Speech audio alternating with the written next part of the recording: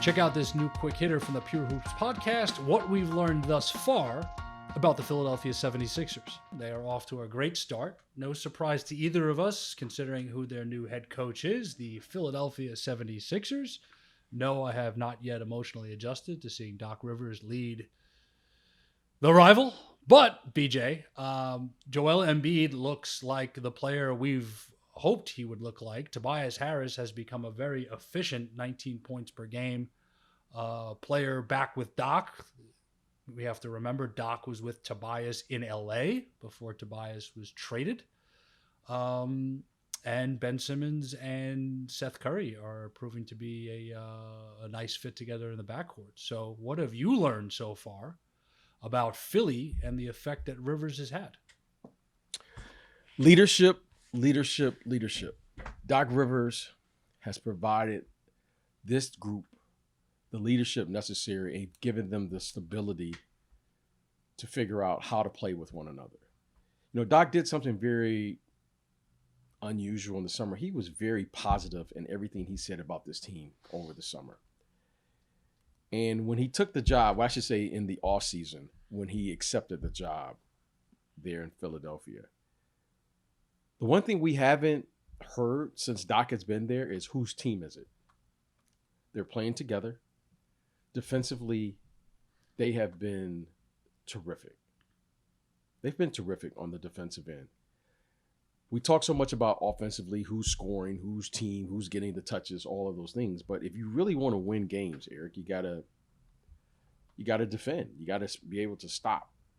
And that to me is the first sign of being a part of a team and buying into what the coach and the coaching staff is trying to do.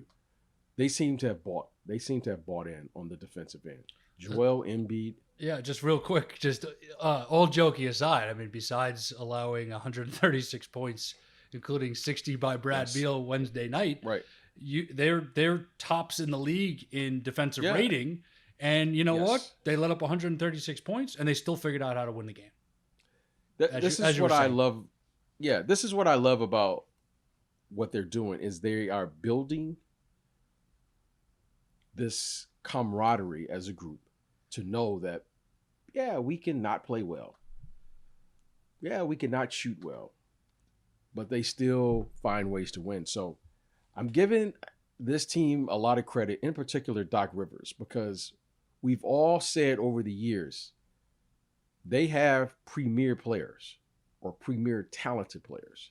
For some reason, this hasn't come together. I know it's early in the season, but thus far early on, Eric, I really like what I'm seeing. I like how they're playing. I like how Tobias is fitting in with this group. I like what Seth Curry is doing. And they're bringing along the young players to contribute as well. And the professionalism of all of the veterans that they brought in particular Dwight Howard, to me, has Dwight, just been Danny Green. It's been nice to see, because in the end, winning covers up everything. And when you win, it looks great.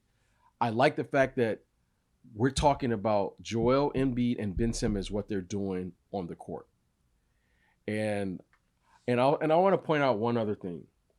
Is Doc has done something on the offensive end that to me is always signifies what makes a great coach. He's simplified the game. Ben Simmons looks incredibly aggressive every time he touches the ball. Like, there's no doubt what he's going to do. He's going to attack that basket. That's what I really love offensively, what Doc has done. There's no hesitation with Ben Simmons. Yeah, we talk about, is he going to shoot threes and all of those? Okay, you can talk about that. But what he's doing right now is attacking the rim at a very high rate. He's doing what Ben Simmons does. He passes and creates havoc on the offensive end, but he's not hesitating. And that's what I respect. And that starts at the top. And Doc Rivers has given this team the confidence to go out there and say, do what you do. And it's given them the freedom to be able to figure out how to do it together and demand that they play together. And I really like what I'm seeing especially early on in the season with this Philadelphia 76ers team. And I think there's a direct domino effect there between Ben being aggressive and how that helps specifically Embiid, Harris, and in turn now Seth Curry, who's been a really, like, we knew he'd be a good role player for them, but I wasn't expecting this much this soon. And that takes the pressure off Danny Green to be like consistently, 12 to 15 a night. He can be more of a veteran role player off the bench who can obviously shoot the three, play some defense, and be that presence. So we'll keep an eye on Philly, but you couldn't have asked for a better start from them. And I really hope that they do not go near the James Harden situation in terms of what's best for them. Well, yeah, I mean, look, I think there's always going to be that rumor there. But when you're looking at a team and you're looking at it holistically on how to build a team, I don't think it makes sense for Philadelphia to take on a James Harden. If you look at it holistically. But hey, look, this is the NBA, anything is possible. But I was watching that game against the Washington Wizards.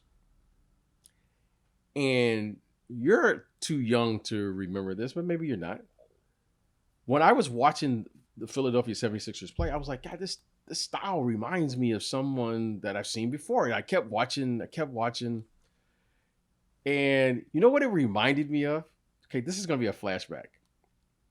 It reminded me of the early years of Magic Johnson when he was playing with Norm Nixon. Pre Byron Scott. So just to frame it up for everybody, that's Magic's first 4 years. Yeah. It just like Seth Curry just reminded me of like Norm Nixon, and Magic was kind of like, he was just Magic. And I was watching Ben Simmons and I was like, God, he's really good, but he just, he's over here, he's over there, he's in the post a little bit. And then you had the big fella, Joel, just kind of, when things break down, when he gets in position, they always make sure that he gets a touch. But it just reminded me of that team, that everyone kind of plays around those guys. And Steph Curry was Norm Nixon. He just reminded me of Norm Nixon. I don't know why I was watching it. It's interesting. And the physical attributes of having the, abnormally tall, long, ragey point guard, and then the undersized kind of combo scoring two guard. Yeah, love that. It just reminded me. Me of that. And I haven't had a good Norm Nixon reference in a minute. That's great. Check out the entire episode of the Pure Hoops podcast, presented by Pure Hoops Media.